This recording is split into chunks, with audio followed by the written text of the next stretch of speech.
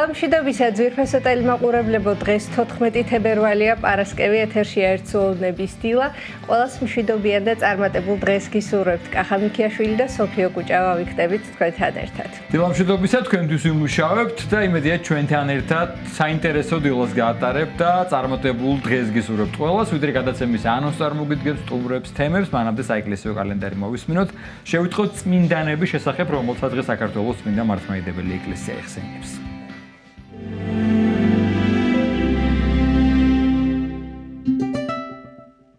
14 თებერვალს წმინდა მართლმადიდებელი სამოციქულო ეკლესია მოიხსენიებს წმინდა მოწამე ტრიფონ ნიკეელს, წმინდა მოწამეებს პერპეტუას, სატირის, რევოკატის, სატორნილეს, სეკუნდეს და ფილიციტატას, ღირს პეტრე გალატიელს, ღირს ბენდიმიანეს, ბითვინილ მეუდაბნოეს. დღევანდელი დღის მფარველი წმინდანების ლოცვით და მეოხებით უფალმა დაიცვას და დაიფაროს სრულიად საქართველო. ამინ.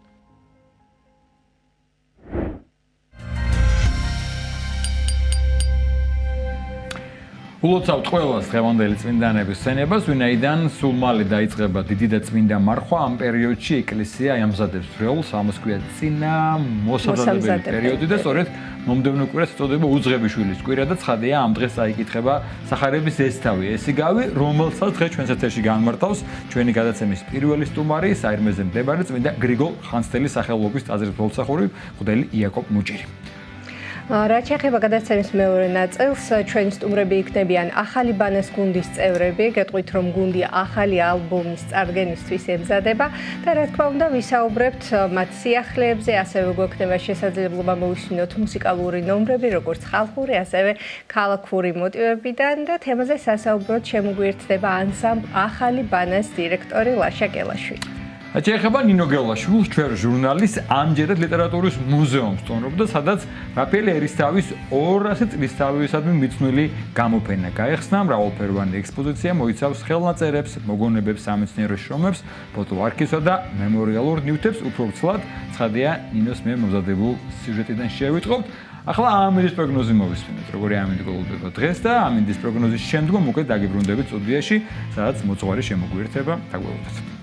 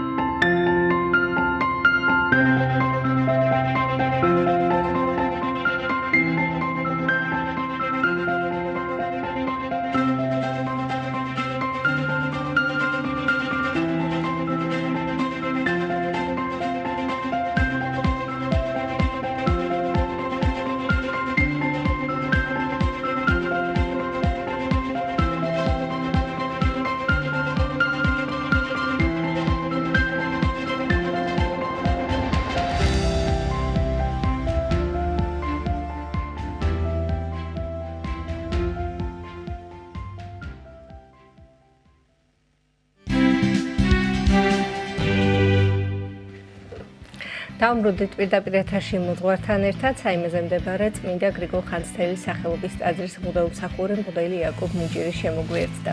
დილამშვიდობის მშვიდობისა ღმერთმა დაგლოცოთ. თქვენთან ერთად დღეს უნდა ვისაუბროთ საკვირაო სახარების განმარტების შესახებ და როგორც გადაცემის დასაწყისში კახამ აღნიშნა, დედა ეკლესია ჩვენ ახლა გვამზადებს სწორედ იმ დიდი და წმინდა მარხვისთვის, ახლა არის მოსამზადებელი პერიოდი. შევახსენოთ მაყურებელს თუ სახარების რომელი თავი ეკითხება და შემდგომ განმარტოთ, რა თქმა უნდა. ლუკას სახარების მე-15 თავის მე-11-31 მუხლებია, 11-31 მუხლები არის უძღების შვილის იგავთან დაკავშირებით, მაგრამ მნიშვნელოვანია ის, რომ საწყისშივე აღნიშნოთ, რატომ იკითხება ეს საკითხავი და რას გვეუბნება ამით ეკლესია.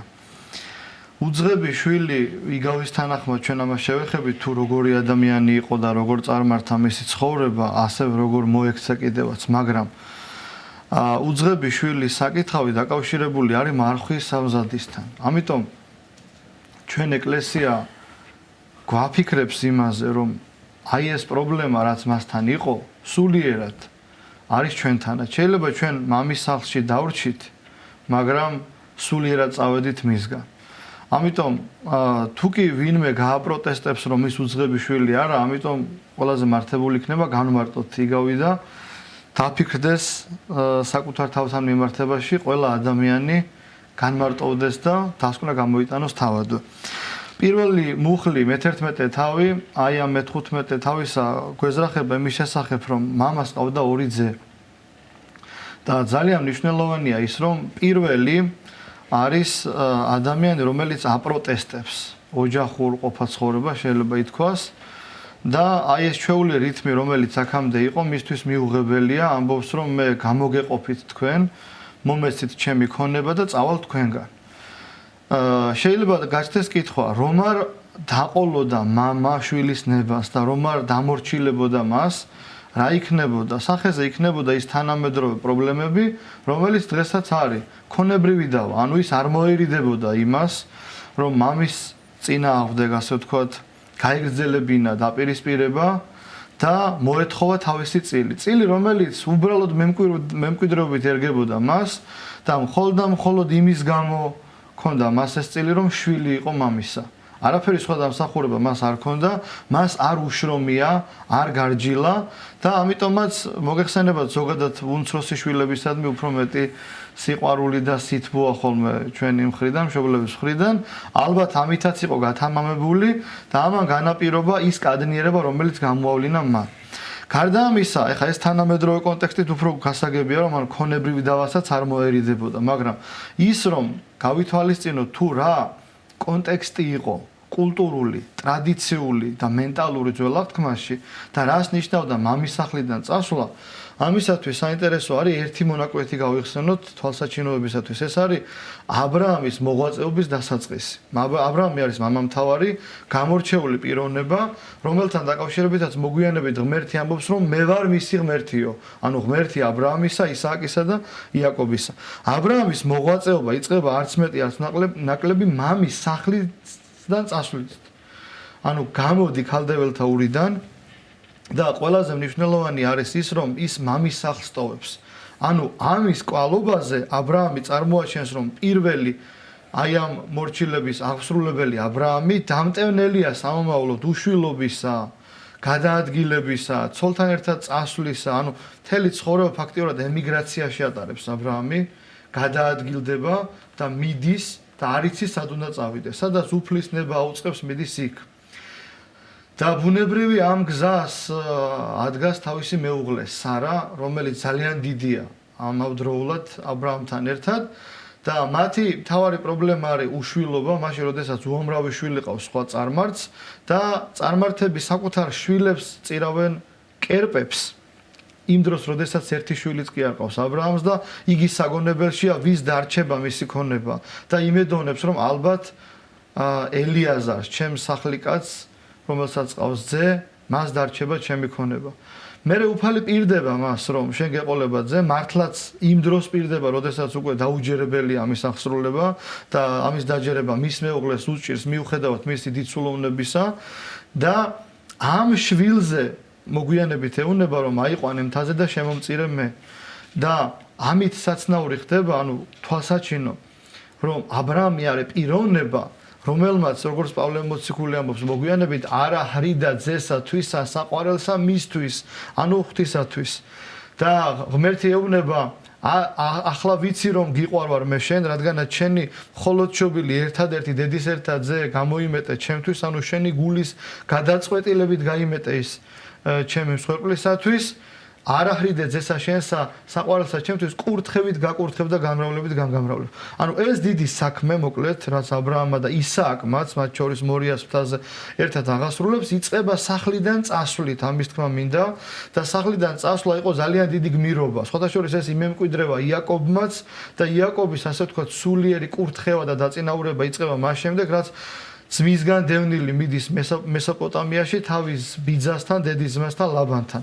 ასე რომ სახლიდან წასვლა დიდი გამბედაობაც იყო, დიდი ღვაწლიც იყო და არც თუ ისე ჩვეული რამ. და აი ამ ნაბის დგამს უძღები შვილი არა იმის გამო რომ უფლის წყალობა მოიპოვოს ან დედამ იაკობის მსგავსად რებეკამ კი არ მისცა კურთხევა. არამედ მიდის იმის გამო რომ აი როგორც უნდა ისე იცხოვროს. და მამის ანუ ღვთის მოწყალება ვლინდება იმაში, რომ ჩვენ აი დაღუპვის პირას შეიძლება მივიდეთ ჩვენი თავისუფლებით და ღმერთი ამაში ხელს არ შეგვიშლის. უფრო მეტიც, ჩვენ გვაქვს იმხელა უფლება ქმნილებას, რომ დაუსაბამო ღმერთს შეგვიძლია უთხრათ, რომ არ გვინდა შენთან ვიყო. აი რაც უძღებმა შვილმა თქვა, არ მინდა ვიყო ეკლესიაში, არ მინდა მყავდეს მოძღვარი, არ მინდა ვიყო მაზიარებელი, არ მინდა ვიყო აფსარებელი, არ მინდა ვიყო ეკლესიის შვილი საერთოდ. კი ბატონო, შენინებაა ესეც. მაგრამ ამის ნაყოფი რა არის, ესეც მნიშვნელოვანია და წავიდა სახლიდან ძალიან მარტივად მისცა მამამ ეს მისი სათხოვარი აღასრულა და განავრინა ნაყოფი მისი, რამე თუ ცხოვრობდა იგი არაწმიდებით.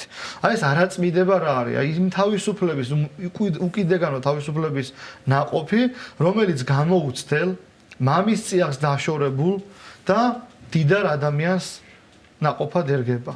და სხვა რედაქციაში არის რომ წარაგო მეძავთა თანა, სხვათა შორის ამას ამ ხელს კიდევაც უფროსი ძმა, როდესაც გაბრაზებული ბრუნდება სახლში, ის სიმართლეს ამბობს ყველაფერს, მართალი ამუხლებს შევეხებით, მაგრამ მამასთან მიმართებაში არც ისაა მართალი. და ვითარცა წარაგო მან ყოველი მისი იგი, სიყმილი ძლიერი იყო სოფელსამაშინა. ზოგადად ყველა მამა, წმინდა მამა ამბობს, რომ აი ამ ცოდვის მიერ თითქოს და მოჩვენებით სისავსეს გამოფიტვა სიცარიელე და ენერგია, სულიერი ენერგიის დაკარგვა და მათ შორის ანატომიური ენერგიის დაკარგვა თან ახლავს. ანუ მოკლედ ერთი სიტყვით რომ ვთქვა, სიცარიელე იგრძნო მან.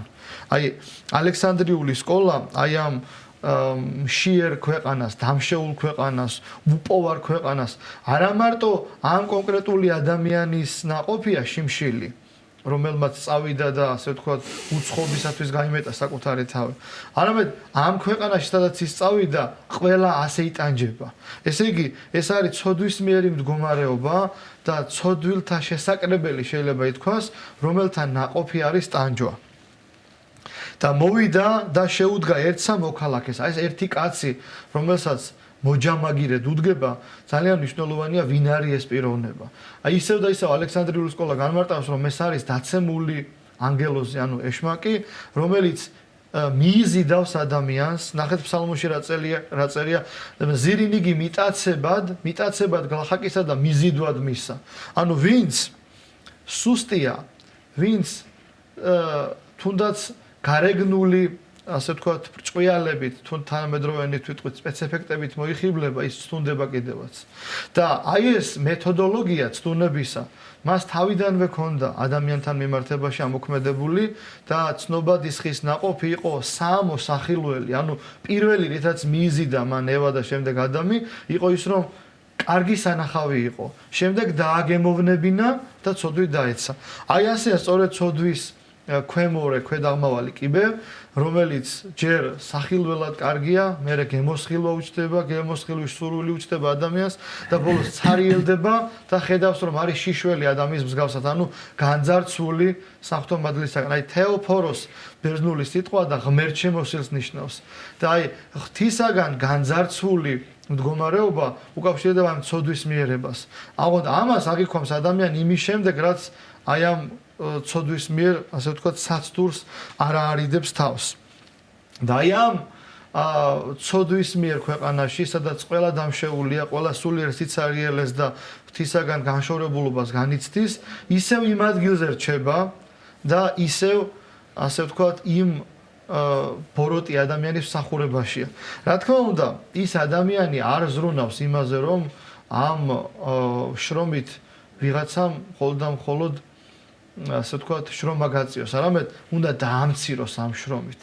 ღირსებითი, ანუ აქსიოლოგიური ნაწილი შელახულია ადამიანისა და მოგეხსენებათ ღორი იგაური სახით, იმიტომ ახსენა უფალმა, რომ ღორის მსახურება, ანუ ღორის მწყემსობა, ღორის მიღება ზოგადად იყო უწმინდური საქმიანობა და ებრაელები ზოგადად ღორს არ უვლიდნენ, იმიტომ რომ კვებითი ღირებულება მათთვის ღორს არ გააჩნდა. შესაბამისად, ღორის მწყემსი ადამიანი არის უსჯულო კაცის სახე სიმბოლო და ვისაც ამდენი ღორი ყავს, რომ ვერ პატრონობს, თავადვე უსჯულოა.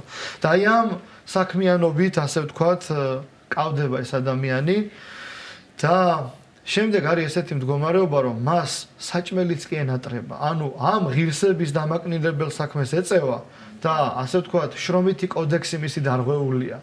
მას არ აქვს ის საარსებო მინიმუმი, რომლითაც თავს დაიკმაყოფილებს და მშიერი აღარ იქნება. და იმდენად შია, რომ გული ეტყოდა განძღებად რქისაგან ღორთასა. ეს ნიშნავს იმას, რომ ღორის საჭმელიც კი ენატრება. და ნახეთ, რაც არ უნდა დიდი ცოდვა ჩაიდინოს ადამიანმა სულიერი მნიშვნელობით, როდესაც მის ანატომიურ ნაწილს შეეხება ეს ყოველივე და ხორცი დაუძლურდება და საკუთარ ტყავზე გამოცდის ამ დაუძლურებას, ამ ტკივილს და ზღვართან იქნება უკვე მერე იწყება ფიქრი, შეიძლება ითქვას თვითგადარჩენის ინსტინქტიც კი მოქმედებს, როგორ დაუბრუნდე ნორმალურ მდგომარეობაში. ამის შემდეგ ახსენდება მას მისი მამის სახლი, მამის კეთილდღეობა, რამდენ მამის მსახურს ჰამატსპური, ანუ თავზე საყრელად აქვს არათუ საკვები, არამედ უფრო მეტიც კი აქვს მას. პურიც, რა თქმა უნდა, ძალიან ისეთი კვებითი ღირებულების იყო და არის ყოველთვის და მსახურები ამის ნაკურველობას კი არ განიცდიდნენ, არამედ ძალიან ბევრი ჰქონდათ მათ. და ამბობს ესეთ რაღაცას: "ავდგე და წარვიდე მამისა ჩემისა და ვქვა მას, მამაო, ცოდე სად მიმარდა წინაშე შენსა." აი ახლა, როდესაც ჩვენ საუბრის დასაწყისში ვახსენეთ, რომ ჩვენც უძღები შვილები ვართ, ამას მე კი არ ვამბობ, ამას ამბობს წმინდა მამები. და წმინდა მამები მიიჩნევდნენ საკუთარ თავს უძღებ შვილად და საიდან გვაქვს ამის თქმის კადნიერება, რომ ჩვენც უძღები შვილები ვართ და საიდან ვიცით, რომ მამები ასე ფიქრობდნენ. ზიარების წინა ლოცვები არის მამების შედგენილი. და ზიარების წინა ლოცვებში არის სწორედ აი ეს სიტყვა, "ცოდე სად მიმარდა წინაშე შენსა." ანუ ის წმინდა მამა კონკრეტული ხა ვერ ვიხსენებ, რომელ ლოცვაში არის და რომელი მამის ავტორობით არის კონკრეტულად, მაგრამ ის წმინდა მამა მიიჩნევს, რომ უძღები შვილია თავადვე და ეკლესიამ დაგვიდგინა ჩვენ ეს კანონად, რომ აი ასე მოემზადე შენ ზიარებისათვის და საკუთარი თავი მიიჩნიე ცოდვილად. პავლე მოციქულის სიტყვებიც არის ზიარების წინა ლოცვებში, რომ ცოდვილთა შორის პირველი მე ვარ. მართალია მე არც უძღების შვილი არ მგონია ჩემი თავი გულის სიღრმეში. არც ის რომ მით უმეტეს პირველი ვიყო ცოდვილთა შორის, გულახდილად რომ თქვათ. და რაც სხვა სიტყვებია ნახსენები, რომ არც ცრემლით წარუდგარ ვარ ღვთის წინაშე, მაგრამ ასე უნდა ვიყო მე. აი ესეთი სულიერი მდგომარეობა უნდა მქონდეს. და როდესაც ვეზიარები და ეს მდგომარეობა არ მაქვს, ეს მაინც მამდაბლებს, რომ არც ცრემლი მაქვს, არც უძღებად მივიჩნევ საკუთარ თავს და არც პირველი არ ვარ ცოდვილთა შორის. აი გულის სიღრმეში მე აი გულახდილად რომ თქვა საჯაროდ ვამბობ, მე არ მგონია ჩემი თავი ასეთი. და აი ეს მაწუხებს, რომ ასე თუ ფიქრობდა პავლე მოციქული, მე რატომ არ ვფიქრობ ასე? და მიუხედავად ამისა, მე უნდა ვეზიარებოდი ასეთ მდგომარეობაში. იმიტომ კი არ ვეზიარები, რომ მე ასე ვთქვათ, რაღაცა სინანულის ორდენი გადმომეცემა, სიგელი და ამის კვალობაზე მე გავხდები ღირსი ზიარებისა. არამედ დიდხან შენი წმინდა ზიარებისგან განშორებული, უფრო ადვილად მოსანადირებელი ვიქნები გონიერი მგელისგან, ანუ ეშმაკისგან და წარმიტაცებს და ადვილად მაცდუნებს მე. და როგორც ის შეეხო შენ წმინდასის და ხორცს თუ შენი სამოსლის ბოლოს, ამის მსგავსად მოვალ შენთან საზიარებლად, რომ უფრო ცუდ მდგომარეობაში აღარ აღმოჩნდე მე. აი ეს არის მიზეზი. რის გამო ვეზიარები მიუხედავად აი ამ უღირსების განცდის არქონისა. და შემდეგ არის ძალიან მნიშვნელოვანი. როდესაც ბრუნდება ის ასე ვთქვათ, დაგეგმა საკუთარ თავში, როგორ უნდა მივიდეს და ითხოვოს შენდობა და ჭეშმარიტი სინანული მისი ვლინდება იმაში, რომ მას პრეტენზია კი აღარ ექნება, რომ რაღაც ქონება კიდევ მიიღოს და ასე ვთქვათ, ერთ-ერთი შვილის ღირსება მიიღოს მან. შენი შვილობის ღირსიც კი აღარ ვარ, ვეტყვიო მამაჩემსო და ვეტყვიო, რომ ერთ-ერთი მსახურთაქანი ვიყო შენ სახლში, ოღონდ შენ წიაღში ვიყო. აი ეს არის ძალიან დიდი ასე ვთქვათ, სინანულის ნაყოფი, როდესაც ადამიანი ბრუნდება ეკლესიაში, თუ კი მას ეკლესიური ცხოვრების გამოცდილება აქვს, თუ მას გალობა მოусმენია, თუ მას საკმევლის სუნი უყვარს, ანუ ძალიან ბევრი რამ ეკლესიურ ადამიანებს, როდესაც დაშორებიან ეკლესიას, მონატრებია ელემენტარული რამ, საკმევლის სუნი, კეთილხმიანება საგალობლისა, მონატრებია დაუშვათ რაღაც სეფისკვერის გემო, არა იმის გამო, რომ მას დაუშვათ სეფისკვერს ისედაც იყიდა ეკლესიაში არ მოვიდა და მაგრამ აი ეს მამის წიაღი, ანუ ეკლესია ენატრება მას. და როდესაც ბრუნდებიან და ვეუბნებით რომ გაზიარებ, ისინი ამბობენ რომ ამის ღირსი არ ვარ, უკვირთ, გაოცებულები არიან. და აი ეს დამოკიდებულება უნდა ქონდეს სასულიერო პირს, თუ მომაკვდინებელი ცოდვა არ აქვს და თუ ისეთ მდგომარეობაში არ არის, რომ უფრო დასაჯელი იქნება მისი ზიარება, ასე მალე ზიარება ამდენი წყვეტის ამხელა ჩავარდნის შემდეგ, მამის მაგალითი გვაძლევს ამას. მამის მაგალითია და ასევე მამა მას პირვანდელ პატივში აბრუნებს. და ნახეთ რას ამბობს, რქვა მამამან მისმან მსახურთა მისთა. მოიღეთ სამოსელი პირველი და შეაცუთ მას ბეჭედი ხელთა მისთა და ხამლი ფერხთა მისთა. ანუ ისევე პატივში აღადგინეთ, როგორიც მას უნდა ქონოდა ძეობილობის დროს და ისეთი, რომელიც მას ქონდა სახლიდან წასვლამდე. და საუკეთესოს კლავს, ანუ ზვარაქს ჭამებულს და ამბობს მიზეს რა არის სიხარული ამ სიხარულის მიზეზე. რამე თუ ძეესე ჩემი მომკვდარ იყო და გაცოცხლდა და წარწმედულ იყო და იპოვა. სულიერად მკვდარი იყო და ფიზიკურად დაკარგული და მიბრუნდა და ამის გამო მე მართებს რომ ვიხარებდე. აი ამის შემდეგ მოდის უფროსი ძე. უფროსი ძე, რომელიც არის მოწესრიგებული, რომელსაც არასოდეს არ გაუპროტესტებია, არ მოუთხოვია ქონება, არ შეუქმნია მამისათვის პრობლემა, არ ყოფილა პრობლემური შვილი, მაგრამ ბრუნდება და ამბობს, ანუ ინტერესდება იმით თუ რა მოხდა სახლში, რას ზეიმობენ. და მსახური ეუბნება რომ შენი ძმა დაბრუნდა. ანუ პირველი ადამიანური ღირებულებით და კატეგორიით მას უნდა უხაროდეს რომ მისი ძმა დაბრუნდა. და ის იწყებს ცივი გონებით განსჯას აი ამ მოვლენისა. და რას დღესასწაულობს მამაჩემი იმ ძის დაბრუნებას, რომელმაც მეძავთათანა წარაგო მისი ქონება და მე დავავიწყდი, რომელიც მთელი ცხოვრება მსახურობდი მას, ვემსახურებოდი და ერთი თიკანიც კი არ მომეციო მამას ეუბნება, რომ ჩემ მეგობრებთან ერთად მე მელხინა და მე დღესასწაულა. მამა იგივეს ამბობს ძესთანაც, რაც ასე ვთქვათ, ძირითადი მიზეზია ლხინისა, რომ ჩემი ძე დაკარგული იყო და ვიპოვე, წარწმედული იყო და დაბრუნდა. და ნახეთ რას ეუბნება, შვილო, შენ მარადის ჩემთან ახარ. მაგრამ ეს ნახეთ რას ნიშნავს, მამის წიაღში ფიზიკურად მყოფობა არ ნიშნავს რომ მამასთან არის. ანუ აღსარებელი და მაზიარებელი ადამიანი, რომელიც მოწესრიგებულია და მღვდელი, რომელიც მწირველია, არ ნიშნავს იმას, რომ შეიძლება პრობლემა არ გამოავლინოს მას და მან და ეკლესიას პრობლემა არ შეუქმნას. იმიტომ რომ ეს არის გარეგნული მხარე და შინაგანი მხოლოდ ღვთისათვის არის საცნაური. შეიძლება მე გარედან მოწესრიგებული ვიყო, ანუ შეკაზმული და მოპირკეთებული საფლავების მსგავსად, როგორც უფალი ამხელს ფარისევლებს და მწიგნობრებს და შიგნით ვიყო სავსე არაწმიდებით. ანუ გელი ვიყო ცხრის ტყავში. ამიტომ ეს მდგომარეობა, უფროსი ძის მდგომარეობა არანაკლებ დასაფიქრებელია, ვიდრე ძის მდგომარეობა. იმიტომ რომ ის სიმართლით ყველაფერს ამბობს. რასაც ამბობს, არაფერია გადამეტებული, უტრირებული და ასე ვთქვათ, ცილისწამებითი მით უმეტეს. მაგრამ რაც მან თქვა, პირველ რიგში უნდა დადუმებულიყო იმის გამო, რომ მამის წიაღში მყოფი ადამიანი ასე ვერ იქცევა. და მამას ასე ვერ ელაპარაკება. და მეორე, საკუთარი ძმა უყვარს, გვერდით მდგომი მისი ხორციელი ძმა, რომელიც დაკარგული იყო და დაბრუნდა. მასაც უნდა ეთქვა, რომ ნეტა აქ ყოფილიყავი, ნეტა მსახურის ნაცვლად ის ზვარაკი ჭამებული მე დამეკლა. ამ ლხინის სამზადისში თანამონაწილე ყოფილიყავი, როგორ მოვაკლდი ამას. აი პირველივე წუთიდან ჩემი ძმის გამოჩენისა მინდოდა ყოფილიყავი იქ, მაგრამ ამას არ ამბობს.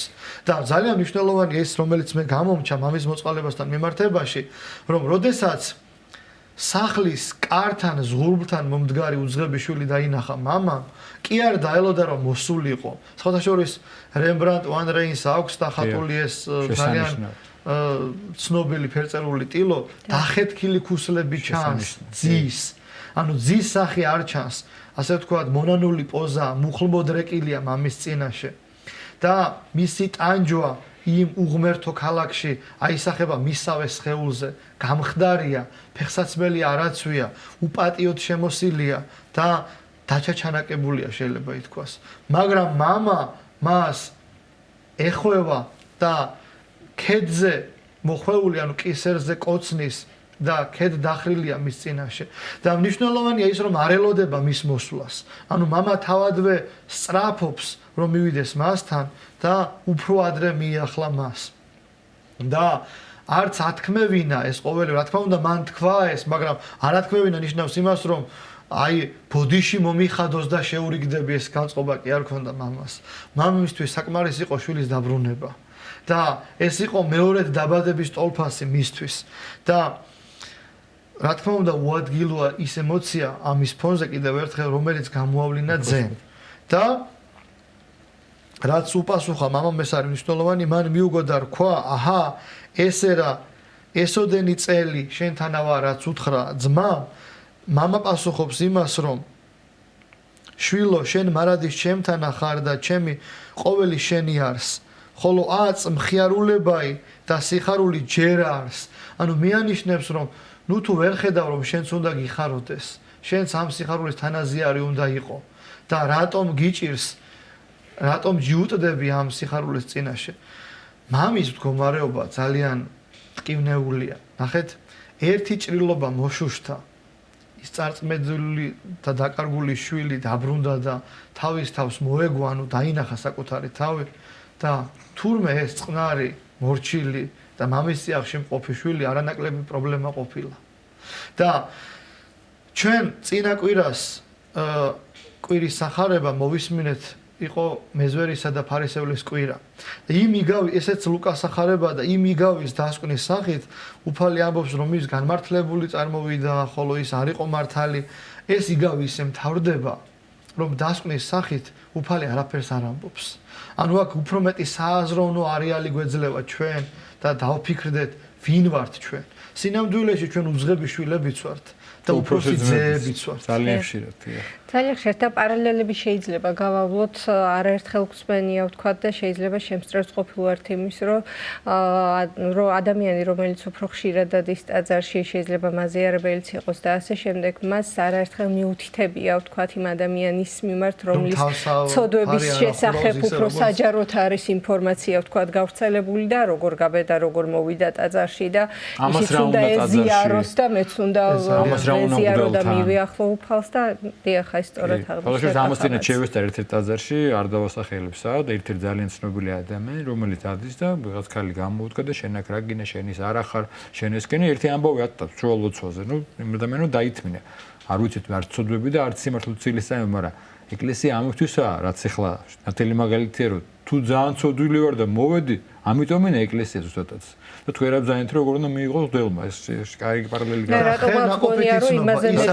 რადგან ამას ქრისტიანულად იღებს, ეკლესიის სივრცეს მამის წიაღს იაზრებს და დუმს და შეურაცხყოფას ითმენს, უკვე ქრისტიანობის ნაყოფი ეს არის. თუ დამსახურებლად სილსამერო, ხო ჯილდოს იღებს და თუ ასე ითმენს და ამით ინანებს. და მამა ეკო, აი რეზიუმესავით ჩვენ სრულდება ჩვენი საუბარი, რადგან ვიძახით, რომ ყოველთვის უძღები შვილის კვირა სპეციალურად დადგენილია ამ მოსამზადებელ პერიოდში, მარხვის წინ რას გვეუბნება ამით წმინდა ეკლესია? რას გვამზადებს სამარხოდ? რომ დასკვნის სახით რომ ვთქვათ, უძღები შვილიც ვარ და უფროსი ძეც ვარ. და რომ ამას გასახანი არ მივცეთ ჩვენ თავში და თუ კი ეკლესიის წიაღში ვარ, არ მივიდრიკო უფროსი ძეობისკენ, რომ თვითკმაყოფილი ვიყო და ბოლოს არანაკლებ პრობლემური აღმოჩნდე უძღებ შვილზე და თუ უძღები შვილი ვარ, დაუბრუნდე და აი ამ ჩემი გეგმარების მიუხედავად უპირობოდ მე მიღებს მამა. დიახ, ეს არის ძალიან მნიშვნელოვანი და ალბათ სწორად თქვით. ახლა ჩვენ ესე რომ უყურებთ შორიდან არც უძღები შვილი გონია ხოლმე ჩვენი თავი და არც უფროსიძე და რუსხებს უთითებთ, მაგრამ ალბათ ორივე დიდად ჭარბობს. და ერთი საცდური არის ამ მიგავში ის, რომ ჩვენთვის საცდური, რომ ჩვენ ფოკუსირდებით უძღებ შვილზე და ეს მე არ მეხება. არ უგეხო, კი? მე ეკლესიის წიაღში ვარ, მაგრამ არანაკლებ მნიშვნელოვანი ფიგურა არის ეს მეორე ძე უფროსი ძმა, რომელიც სახლშია, მამის წიაღშია და რომელიც აშავებს და მამას გულს დგას. დიდი მადლობა მამა იაკობ მობრძანებისთვის და როგორც ყოველთვის საინტერესო საუბრისთვის და განმარტებისთვის. შეგახსენებთ სტუდიის სტუმარი გახდათ საირმეზე მდებარე წმინდა გრიგოლ ხანძთელის სახელობის ტაძრის მღვდელმსახური მღვდელი იაკობ მუჭირი. 9 საათი სრულდება, ლოცვას მოვისმენთ, რის შემდგომაც დაგებრუნდებით მომდევნო სტუმრებით დაგველოდეთ.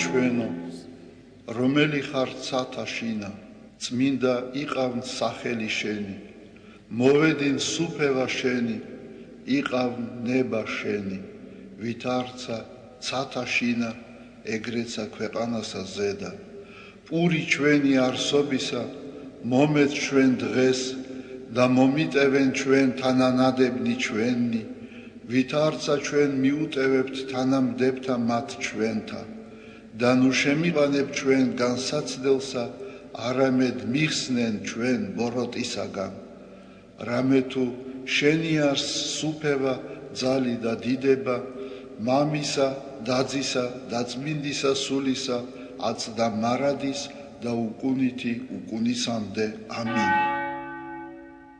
მიწყალე მე ღმერთო დიდითა წყალობითა შენითა და მრავლითა მოწყალებითა შენითა ახოცე უჯულოებაი ჩემი უფროს განბანე მე უჯულოებისა ჩემისაგან და ცოდვათა ჩემთაგან გამწმინდე მე რამე თუ უჯულოებაი ჩემი მე უწყი და ცოდვაი ჩემი წინაშე ჩემსა არს მარადის შენ მხოლოსა შეგწოდე და ბოროტი შენ წინაშე ვყავ რათა განმართლე სიტყვათაგან შენთა და ზლოს ჯასა შენსა რამე თუ ესე რა უჯულოებათა შინა მიუდგა და ცოდვათა შინა მშამე დედამან ჩემო რამე თუ ესე რა ჭეშმარიტება შეიყვარე უჩინონი და დაფარონი სიბნისა შენისანი გამომიცხადენ მე მას ხორო მე უსუბითა და განწმინდე მე განბანო მე და უფროს თოვლისაგან სპეტაკნე მას მინო მე გალობაი და სიხარული და იხარებდნენ ძვალნი დამდაბლებულნი გარე მიაქციე პირი შენი ცოდვათა ჩემთაგან და ყოველი უჯულოებაი ჩემნი ახოცე გული წმინდა დაბადე ჩემთანა ღმერთო და სული წრფელი განმიახლე გვამსა ჩემსა ნუ განმაგდებ მე პირისა შენისაგან და სულსა წმინდასა შენსა ნუ მიმიღებ ჩემგან მომეცმე სიხარული მაცხოვარებისა შენისა და სულითა მთავრობისათა დამამტკიცე მე ვასწავლე უჯულოთა გზანი შენი და უღმრთონი შენ და მოიქცენ მიხსენ მე სიცხთაგან ღმერთო ცხოვრებისა ჩემისაო იხარებდეს ენა ჩემი სიმართლესა შენსა უფალო ბაგენი ჩემნი აღახვენ და პირი ჩემი უთხრობდეს ქებულებასა შენსა რამე თუ უკეთუმცა გენება მსხვერპლი შემცა მეწირა არამედ საკვერთხი არ აგთნდეს მსხვერპლი ღმრთისა არს სული შემოსრული გული შემოსრული და დამდაბლებული ღმერთმან არა შეურაცხყოს კეთილი უყვა უფალო ნებითა შენითა სიონსა და აღეშენენ ზღუდენი იერუსალიმისანი მაშინ გთნდეს მსხვერპლის სიმართლისა შესაწირავი და ყოვლად დასაწველი მაშინ შესწირნენ საკურთხეველსა შენსა ზედა ზვარაკნი დიდება მამასა და ძესა და წმინდასა სულსა აწდა მარადის და უკუნითი უკუნისამდე ამინ ალილუია ალილუია ალილუია დიდება შენ და ღმერთო ალილუია ალილუია ალილუია დიდება შენ და ღმერთო ალილუია ალილუია ალილუია დიდება შენ და ღმერთო ჩვენო დიდება შენ და ღვთისმშობელო ქალწულო გიხაროდენ მიმადლებულო მარიამ უფალი შენთანა კურთხეულ ხარ შენ დედათა შორის და კურთხეულ არს ნაყოფი მუცლისა შენისა რამე თუ მაცხოვარე გვიშევ სულთა ჩვენთა უფალო დიდება შენ და გადაარჩინე და გამთლიანე საქართველო უფალო დიდება შენ და გადაარჩინე და გამთლიანე საქართველო უფალო დიდება შენ და გადაარჩინე და გამთლიანე საქართველო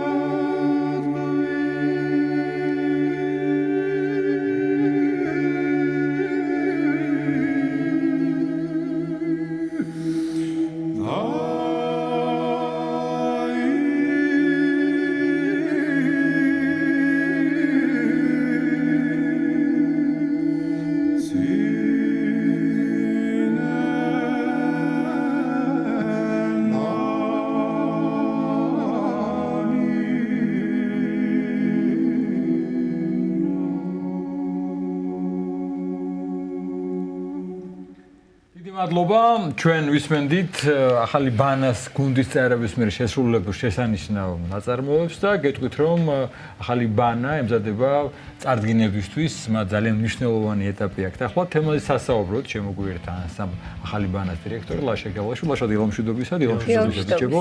დილამშვიდობისა დიდი მადლობა. შესანიშნავი შესრულებისთვის, განწყობისთვის ეს და არაერთი მსგავსი სიამოვნე ველოდებათ ამ ალბომში.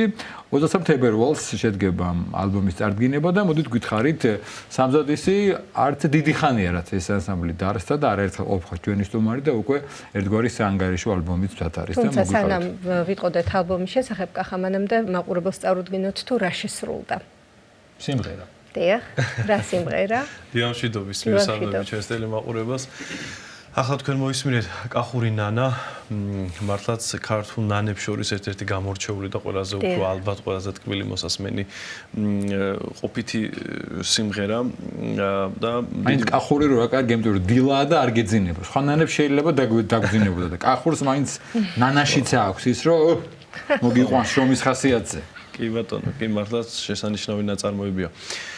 კი 23 თებერვალს დაიგეგმა ჩვენი პირველი აუდიო ალბომის პრეზენტაცია, რომელიც გუნდმა გასული წლის დასასრულს 2024 წლის დასასრულს დაამთავრა მასზე მუშაობა და კონსერვატორიის მცირე დარბაზში დახურულ პრეზენტაციას ვაკეთებთ. ეს არ იქნება რაღაც დიდი მასშტაბების და გრანდიოზული, უბრალოდ ეს საღამოა ერთგვარად სამადლობელი ყველა იმ ადამიანის მიმართ, ვინც მთელი ამ დროის განმავლობაში განსაკუთრებულ მზრუნველობას და ყურადღებას იჩენდა გუნდზე და საანგარიშო კონცერტი უნდა დავარქვათ ასე რომ ვთქვათ ამ ყველაფერს და ეს ამ დახურული ღონისძიების სახით იქნებიან ჩვენი მეგობრები, როგორც ოჯახის წევრები, ასევე ჩვენი ანსამბლის უშუალოდ გულხურვალე გულშემატკივრები თუ შეიძლება ასე ითქვას და მათ წარუდგენთ ჩვენს ამ სამწლიან ძალიან მცირე შემოქმედებას ამ ეტაპისთვის. რამდენი ნაწარმოები, რამდენი სიმღერა და რა მიმართულება შევა ამ შემთხვევაში ამ საანგარიშო ალბომში, რომელთაც ერთგვარად შეაჯამებთ ამ პერიოდს დაარსებიდან ვიდრე დღემდე. ალბომში გაერთიანებული არის 20-მდე სიმღერა, როგორც ფოლკლორული ნამუშევრები, სხვადასხვა კუთხის ფოლკლორის ნიმუშები. ამავდროულად მასში არის რამდენიმე საკომპოზიტორო და ქალაქური სიმღერაც. ქალაქური სიმღერა ძირითადად ცისფერიტიროს რეპერტუარიდან არის წარმოდგენილი და აი გადაცემის დასასრულს ბოლოს ჩვენ მოვისმენთ ჩვენი ტრიოს, კი ბატონო, ერთ-ერთ შესრულებულ ნიმუშს. რაც შეეხება კონცერტს, უშუალოდ ამ ღონისძიების პრეზენტაციის მიმდინარეობისას სხვადასხვა ჩართვების გარდა ჩვენი მსმენელი მოისმენს 16 ნიმუშს და აქაც რა თქმა უნდა იქნება როგორც ქალაქური ფოლკლორის ნიმუშიც, ასევე ქალაქური სიმღერების და რა თქმა უნდა საგალობელი და ქართული სიმღერა პოლიფონიის მარგალიტებად ქცეული რამდენიმე ნიმუში და ვფიქრობთ რომ ეს განსაკუთრებულად მნიშვნელოვანი და სასიამოვნო იქნება ჩვენი მსმენელების. დასწრება როგორ ხდება და კიდევ ერთხელ შევახსენოთ მაყურებელს თუ სად გაიმართება? კონსერვატორიის მცირე დარბაზში 23 თებერვალს 5 საათზე იქნება ეს პრეზენტაცია. დასწრება ამ ეტაპისთვის როგორც ვთქვით რომ ეს არის დახურული მცირე ღონისძიება იქნება სპეციალურად მოწვეული სტუმრებისთვის ამ ეტაპისთვის ხოლმე. შემდგომ უკვე გვაჩვენებს დრო. ლაშა, მე რასაც ვაკვირდები შესაძლოა ვწდები და ამიტომ თქვენთან დავაზუსტებ და მაყურებელიც მოისმენს.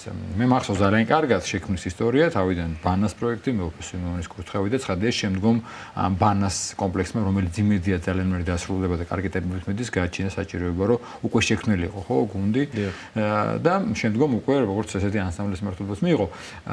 ხანდახან მეჩვენება, რომ როცა მობრძანდებით ან უყურებ, წევრები იცვლებიან, ემატებიან, ანუ გაფართოვდა, გაიზარდა და წევრებს იმატებთ, აი ამ კუთხით რა ხდება? ზოგადად ამ კუთხით უნდა ვთქვათ, რომ ჩვენი მოძღვრის მაკურთხევლის მეუფე სიმეონის განსაკუთრებული შემართება არის ის, რომ ჩვენ ვიყოთ ძალიან ბევრნი. ამოხსოვს რომ 100-მდე უნდა ავიდეს გუნდის ძირითად შემადგენლობას, ამ გალობელ მიმართულებას გულისხმობ 100-მდე. კი, გეთანხმებით, რომ რამდენიმე წევრი გამოგვაკვდა ჩვენ, ნუ ზოგი რეგიონში გადავიდა, ზოგი სხვა მიმართულებით აირჩიეს განვითარება და რამდენიმე ახალი წევრიც დავიმატეთ ამ ბოლო პერიოდში.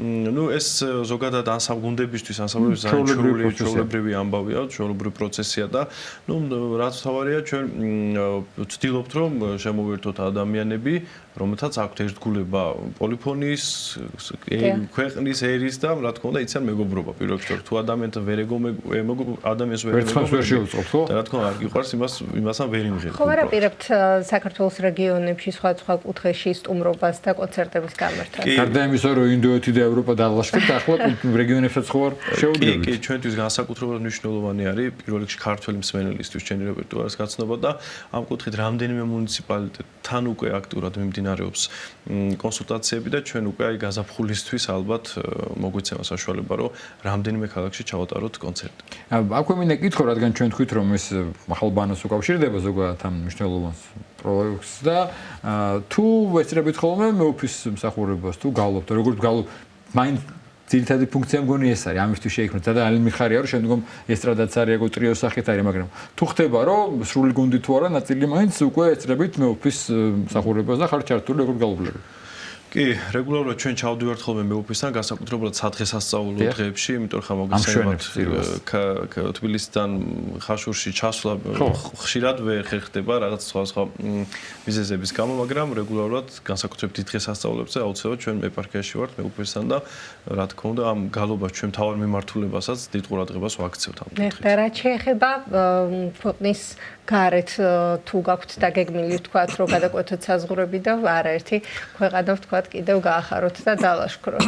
ქართული სიმღერის პოპულარიზაცია უნდა ვთქვათ რომ ჩვენი ერთ-ერთი განსაკუთრებული მიმართულება და მიზანი იყო ამ გუნდის შექმნის დღიდან და ამ კუთხით ჩვენ რამდენიმე პროექტზე ვმუშაობთ საერთაშორისო რამდენიმე პროექტზე თუმცა ჯერ დეტალები ბოლომდე დასრულად მიყვანილი არ არის და ალბათ როდესაც მოგვეცემა საშუალება უკვე სრული სახე მივცეთ ამას იმ საშუალებასაც მოგცემთ რომ ვისაუბროთ და გავაცნოთ ჩვენს საზოგადოებას და საომლოდ ხო არ გაქვთ დაგეგმილი ვთქვათ ან ახლაც ხო არ მიმდინარეობს ეს პროცესი რომ უმცროსი თაობა გამოზარდოთ ასე ვთქვათ და ანსამბლის სახით ჩამოაყალიბოთ პატარების გუნდი ამ კუთხით გულწრფელად უნდა ვთქვა რომ მოთხოვნა დიდი იყო ჩვენს ქვეყანაში მაგრამ მადლობა ღმერთს არსებობენ ანსამბლები რომელთაც გააკეთეს პატარა თაობების ანსამბლები და შესანიშნავად ამ კუთხით მაგალითად უნდა გამოყო შავნაბადას პატარა თაობა დავიცინცაძე მართლაც ფენომენალურ ამბავს აკეთებს ამით რომ ფაქტობრივად ასეულობით ბავშვი გააერთიანა ქართული სიმღერის ირგვლივ და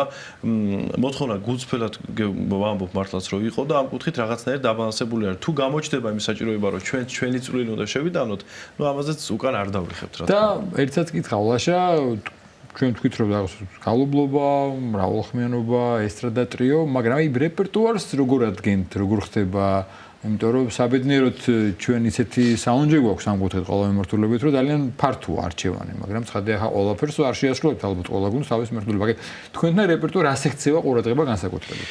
დიახ, თუ პროგრამაზეა საუბარი. სასიმღერო კულტურა გეთანხმებით რომ საქართველოს ზოგადად ძალიან მრავალფეროვანი და ამ კუთხით ძალიან მდიდრები და ბედნიერები ვართ ჩვენ ქართველები რომ მოგვეცა საშუალება რომ კონდეს განსაკუთრებული ნიმუშები როგორც საეკლესიო მიმართულებით ისე ფოლკლორის და მით უფრო საკომპოზიტორო მიმართულებით გვაქვს საოცარი საგუნდო ნაწარმოებები თუნდაც ერთი ბატონი იოსებ კეჭაყმაძის შემოქმედება რა დღის ამ ყველაფრისთვის ხო და ამიტომ ამ კუთხით ვინაიდან ჩვენ თქვით რომ ძირითად შემადგენლობა არის ანსამბლი, ახალი ბანას ანსამბლი, რომელიც ფოლკლორ მიმართულებით აქტიურად მუშაობს, მაგრამ ვინაიდან ჩვენ ვართ ამავდროულად ახალი ბანას გუნდი, სამგალობლო მიმართულებითაც დიდ ყურადღებას ვაქცევთ საკომპოზიტორო ნიმუშებს და მინდა ვთქვა რომ არანაკლებ და ხშირად შესაძლოა უფრო მეტ და დიდ სიამოვნებას ვიღებთ საგუნდო ნაწარმოებების შესრულებისას და ჩვენ ვფიქრობთ რომ და ვცდილობთ რომ ამ კუთხითაც განვითარდეთ და ამ კუთხით ჩვენი ლოტბარი შატო კუბათაშვილი რომელიც მუსიკალურად ხელმძღვანელობს ჩვენს ანსამბლს და ასე ვთქვათ, ჩემი და თითოეული ჩვენგანის აზრები ამ კუთხით ძალიან ემთხოვა ერთმანეთს და ერთობლივად ვაკეთებთ ერთსულნებას სრულად. ეს მნიშვნელოვანია. ტრიო მზად არის უკვე, მოდით გითხარით რა შეგვისრულებენ და რაღაცა ერთგვარად აი ტრიოს შესრულებით დავასრულოთ შევაჯამოთ ჩვენი საუბარი. კი, ეხლა ჩვენს წინაშე წარდგება ახალი ბანას ტრიო, ზუკა ლობჯანიძე, პირველი ხმა, მეორე ხმა საბა ბარბაქაძე და ბანი გუჯი გოგალაძე შეასრულებენ ძვირფას და საყვარელ ნიმუშს ქართული ხალხისთვის ცნობილს ცისფერ ტრიოს რეპერტუარიდან და ვფიქრობთ, რომ ეს განსაკუთრებულ სიამოვნებას მოგვრის ჩვენს მსმენელს. მადლობა ამისთვის. კიდევ ერთხელ ჩვენ შევახსენოთ ჩვენს მსმენელს, რომ ანსამბლ ბანას დირექტორ ლაშა გელაშვილი გვესაუბრებოდა, გუნდის წევრებმა შეგუსრულეთ ერთი შესანიშნავი ნიმუში კახორიოდმენის, ახლა შეგუსრულებენ ტრიოს და 23 თებერვალს კონსერვატორის მცირე დარბაზში მათი პირველი საანგარიშო აუდიო ალბომის წარდგენება მოხდება, ანამდე კი ერთ-ერთ ნიმუშს ტრიო შეგუსრულებს. გისმენთ სიამოვნებით.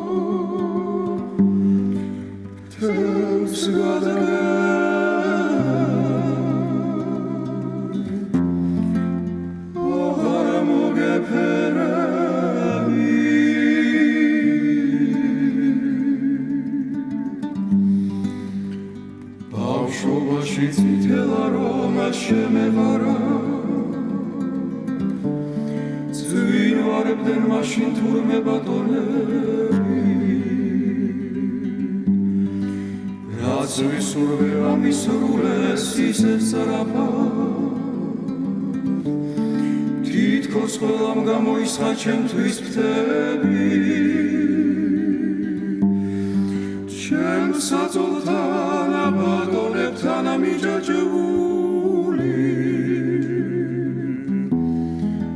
ნედაბერი ნაცნობლოს ვაშურჩულებადა ნედამართლა ვიღობინ მედიდებული მიგალობ შენისთან აბულაბულება ჩემ საწოლთან აბატონებთან ამიჯაჭვული ნედაბერი ნაცნობლოს ვაშურჩულებადა ნედამართლა ვიღობინ მედიდებული გალობონ შენისთან აბულაბულება იანვრის თვეში ჩემ სიცოცხლეში არასოდეს არ გავაყინულავარ გზნობის ამორევში დავაცურავდი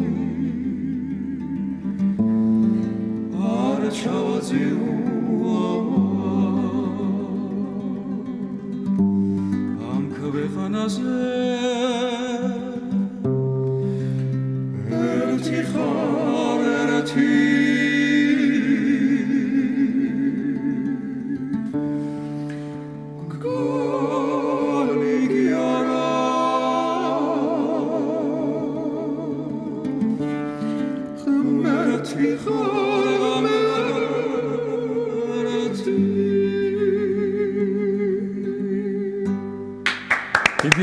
დიდი მადლობა არაჩვეულებრივი შესრულების. ახალი ბანას ტრიომ, ესე იგი შეგვიჯომა ეს საუბარი და რაღაც არაჩვეულებრივი ხანგრძლივით გაგვილამოზა დილა. და ჩვენ მაყურებელის დარწმუნებული ვარ, რომ ძალიან კმაყოფილი და ბედნიერი ამ არაჩვეულებრივი ხანგების მოსმენით.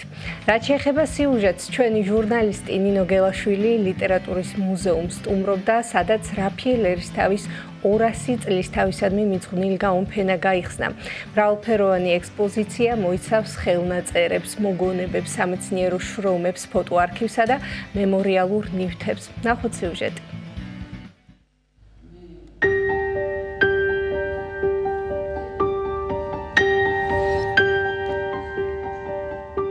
ფოტოები, ხელნაწერები, ფერწერული ნამუშევრები, მემორიალური ნივთები. ყოველივე ეს ქართველი პოეტის, დრამატურგის, ლექსიკოლოგის, პუბლიცისტის, ისტორიკოსისა და ეთნოგრაფის, რაფიელ ერისთავის 200 წლისადმი მიძღვნილ გამოფენაზეა წარმოდგენილი. ექსპოზიცია საქართველოს გიორგი ლეონიძის სახელობის ქართული ლიტერატურის სახელმწიფო მუზეუმი მასპინძლობს. ამ მუზეუმის საექსპოზიციო სივრცე დღეს მასპინძლობს რაფიელ ერისთავის საიუბილეო გამოფენას. რაფიელ ერისთავს 2024 წელს აპრილში შეუსრულდა 200 წელი. ეს გამოფენაც და ამ გამოფენასთან ესევე დაკავშირებულია პუბლიკაცია, რომელიც ასევე მის 200 წლის იუბილეს ეძღვნება. ეხლა მე შემიძლია ეს საექსპოზიციო სივრცე დაგათვალიერებინოთ და უმთავრესი აქცენტების თაობაზე მოგახსენოთ.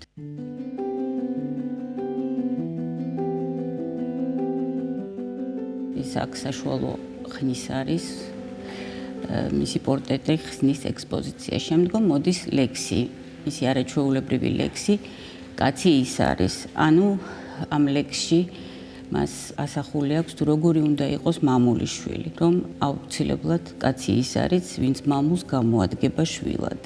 გამოტანილი გვაქვს მე-19 საუკუნის ერისთავების გერბი, გვიანდელი გერბი, ბარბარე ერისთავის შესანიშნავი მოკლე ჩანაწერი, ყოველს გამოჩენილს გვარს ვალად აღდევს აღწეროს რაოდენიცა შესაძლოა თვის გვარტომობა, რომლით შეივსება ჩვენი მამაპაპათ ისტორია. აქ ასევე ახსნილია გერბის სიმბოლიკა, ანუ 4 ნაწილიანი გერბი, ეს დეტალურად წარმოდგენილი ამ ანოტაციაში. ეხლა გავემართოთ მომდევნო ვიტრინისაკენ. აქ უშუალოდ რაფიელ ერისთავის მემორიალური ნივთები გახლავთ წარმოდგენილი.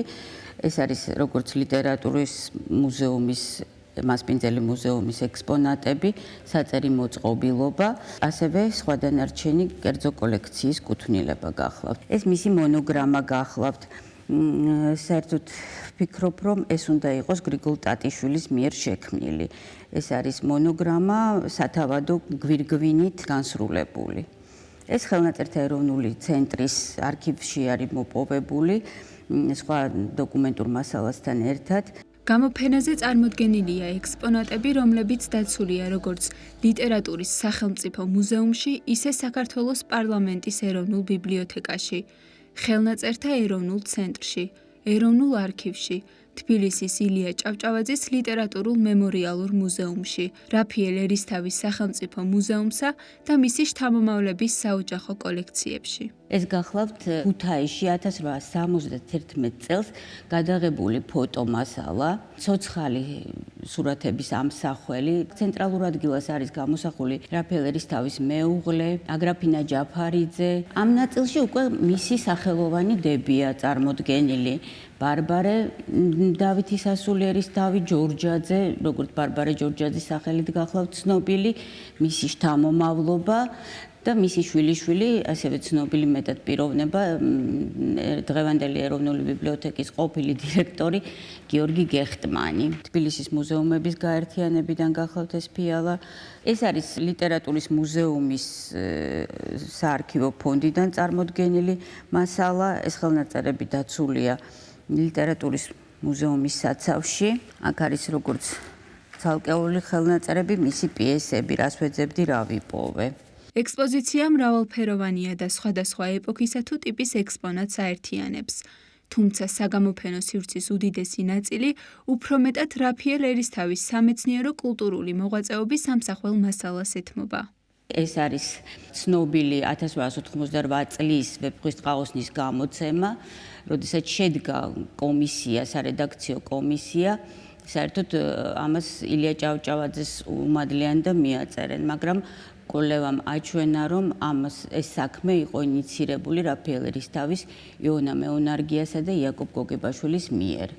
ცხადია, ილია ჭავჭავაძე ამ კომისიის უმთავრესი წევრი გახლდათ და ეს კომისია აქტიურად იკრიბებოდა, განიხილავდა მოუყარეს მაშინ არსებულ ყველა ვეფხისტყაოსნის ხელნაწერს, მათ შორის ერთ-ერთი პირადად რაფაელის კუთვნილება იყო, ტექსტს ერთობლივად კითხულობდნენ, განიხილავდნენ, არედაქტირებდნენ და სწორედ მათი ამ რედაქტირების საფუძველზე გამოიცა ეს 1888 წლის ვეფხისტყაოსნის გამოცემა. ეს არის გრიგოლ ტატიშვილის მიერ გამოცემული პუბლიკაციიდან ამონარიდები.